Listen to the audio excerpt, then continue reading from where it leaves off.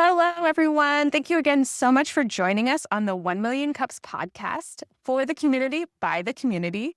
I have the pleasure of having Mr. Kerron Stark, otherwise known to his fans as Mr. K. Thank you so much for joining us today. Thank you for having me. I'm excited. Awesome. Well, tell us about Mr. K and how that whole concept came about. Yeah, so Mr. K's Clubhouse is an educational preschool television series. We're the only live action children's series in Nebraska.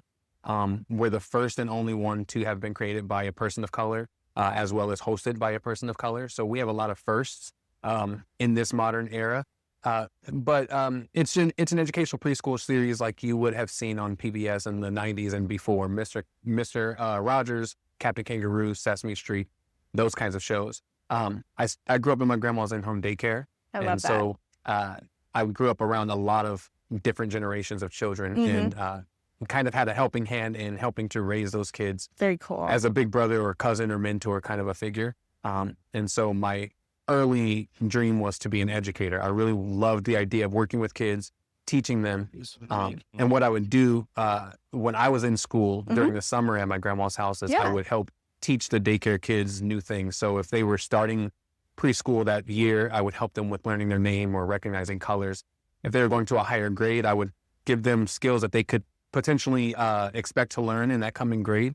And in retrospect, looking back now, I realized I was setting them up to be successful because we were in North Omaha in an underserved community where we don't always have access to early education. Right. And so providing them with some of these skills that they can then take with them as they start school or start that next grade, they at least felt up to par and not behind from their other peers who might not have had that same experience.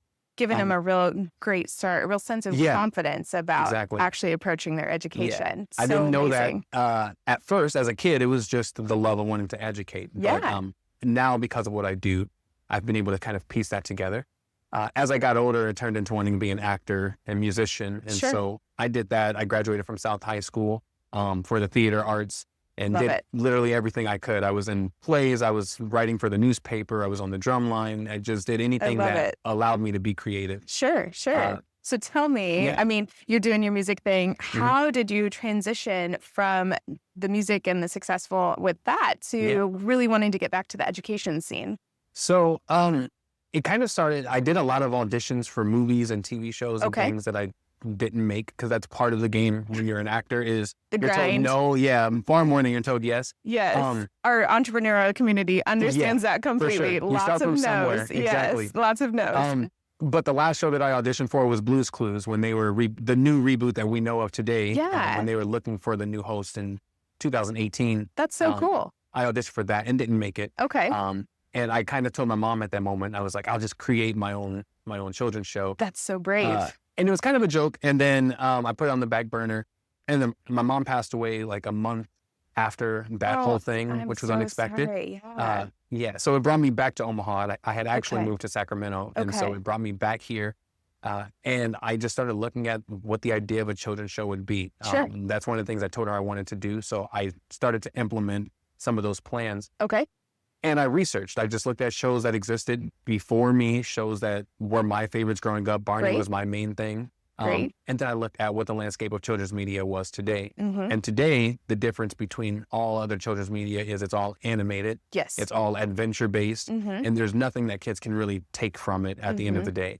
So I knew if I was to create a children's show for the modern age, how can I bring back those core... you wanted to be educational. Again. Exactly. Yeah. So our whole thing is we're educational first. What we look at is what is the lesson that we're trying to teach these toddler-age kids? Our focus is kids from age 1 to 4 primarily. And then how can we make that fun? So we don't prioritize the entertainment. We prioritize the education through the entertainment. I love that. So we cast local children in our show. That's so cool. We have puppets on our show. Fun. But we also use a lot of songs and dance to help reinforce and teach those lessons. Very much reminiscent of shows of the past, just now in a modern landscape. In a world where live action is now the unique thing because everything is so animated. Yes, absolutely. Absolutely. Tell me a little bit. I have young children and their attention span is super short. Yeah. How are you trying to interact with that age group? What is the techniques you're doing? So the first thing is the attention span for young kids hasn't actually gotten shorter. We think that it has. The problem that has existed is producers and distributors have started making their programming shorter. And so now children, you look at TikTok and YouTube shorts, children and even adults now, we're getting used to watching things that are very quick. So when you present something that's in a longer form, sometimes it's harder for us to watch these days because we're so used to everything being over in 2 or 3 minutes. I think that if we put more intentionality on making more long form programming like we used to, that was made in a way to capture the audience that we're trying to reach, you wouldn't have that issue. For us, what we do, because we work with toddlers or making programming for toddlers, we write in the way that they think. A toddler's brain is not necessarily a shorter attention span. It's always on what's the next thing that they can see. And so that's how we write our show. We're very intentional of how long we have dialogue before we introduce a song or a story or before we change scenes or before a new character comes on. Wow. So the way that we write our 22-minute episodes is very much in mind of how they think. We're always intentional about let's make something, add to this or change it. So that way they're not feeling like we're just sitting in this one shot for 10 minutes talking about something. That's where you start to lose them because they're always looking for what's next. So our set is super colorful. So everywhere they look, there's colors, and the intention behind the colors we choose is made specifically to keep them engaged with us. That's so amazing. But yeah, we also make sure that we utilize the music and the characters in a way that we're introducing them at moments that we know we could possibly be losing the kids. So that's the way that we keep them gathered into what we're talking about for the remainder. And we've had kids be able to watch full episodes or full movies of ours with no problem, as young as 6 months, to kids that are older than the audience that we're looking for. Right. And so we have proof that it can still work. Yeah. We just have to stop taking what the industry has created as the evidence when they started to shape and mold what we're used to now. Well, I think that's so important. I mean, TikTok is definitely not educational and not something we really want our kids focusing on at all. So it sounds very scientific, and you keep saying we. What does your team look like that helps support this endeavor? So we is interesting. I've always used we since the very beginning. 95% of it is just myself. Okay, I love that. But anyone who ever touches our show in any way, whether they come through as a writer or one of the children actors or puppeteers, if you've done anything for our show in any capacity, I consider our show their show. So it's always we. Yeah, I love that. Right now, I started on my own. Now I've joined with Fallen Giant Films, which is a film company spearheaded by Randy J. Goodwin, Omaha native, moved to Hollywood for about 30 years, and now he's back to help boost the film industry and create a sustainable industry here. So I'm part Which is unique in Nebraska. Yes. We don't typically have a film scene, and I think it's so cool. A lot of us are independent, just like I was. Yeah. And so having folks like Randy come in and the team that's part of Fallen Giant Films provide expertise on a professional level, a Hollywood level in Omaha, I think there's a real, a great chance for the film industry to explode here and reach out and touch those other independent filmmakers like myself to make something remarkable happen. So they're on to help executive produce, starting with our new season this year. I have 3 writers on our show. 2 are in Canada. 1 is in Australia. Oh, amazing. So that's one of the great things about social media. Such a global endeavor. Yes, that's so great. Yeah. So that is who we are. Those are the people behind the scenes. And then, of course, we have 3 wonderful puppeteers on our show who puppets our characters. We've cast over 50 kids, and we pay our children on our show, which is a unique opportunity also.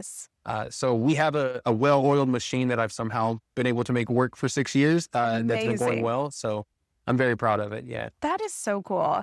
So I know you mentioned that, unfortunately, your mom's passing is what brought you back here. Yeah. But there had to have been a moment where you were like, okay, maybe this feels a little crazy, but I'm really going to do it. Can you talk just a little bit about that? Yeah. So when I started looking at the idea of the show, it went through many different phases. It was, do we use a costume character like Barney was? Or do I use a caricature of myself like we know of Blippi today? Or before I finally settled on the the real power for children is the power of human interaction. And so settling on myself, just being Mr. K, K is the start of my name. So it's not at all a caricature at all. Yeah. And I talk to the kids through the screen, just like I'm talking to you now in a Breaking way. the fourth wall. Yeah. And just like with this kind of language, I don't, we simplified the way we explain things, but we don't talk to them like they're babies or that kind of thing, because we're helping their language development. But it got really difficult because right when we were getting ready to launch, COVID happened. Oh, gosh. And so I was laid off of work. And I went back to my grandma's daycare and was teaching the kids like I was when I was a kid. And I got to see where children were impacted, one, because their parents still had jobs, which was great for them. But then they weren't able to work with their kids. Right. Or I also saw the other side of that's unfortunate of parents who were available who just didn't care about the education of their kids. And so that's the most difficult for me, is how do we reach those specific kids that don't have these opportunities? The other thing on top of that is I've been facing a lot of barriers that's in place because I'm a Black male in a teaching role. So you have the stigma of women should be the teachers. You have the stigma that Black men are scary and they're not capable of being loving or those kind of things. Or the stereotype that if you're working with children and puppets and singing and dancing, that it's a weird idea. Sure. So those are the challenges that a lot of barriers to overcome. I've been taking on head on. And sometimes you want to stop doing it all. But what drives me the most is knowing that we're creating a program for children to see themselves in, that hopefully they grow up and they want to create a show. And now we've tackled those barriers that are in place. So by the time they come into that lane, they don't have to worry about those things. We know there's always going to be a barrier because something is always changing, but can't make everybody happy. Ever. but I try my best to go at all of the negative things in the most positive way to create the programming that we create. Because at the end of the day, it's positive first and foremost, and love is what we're trying to provide.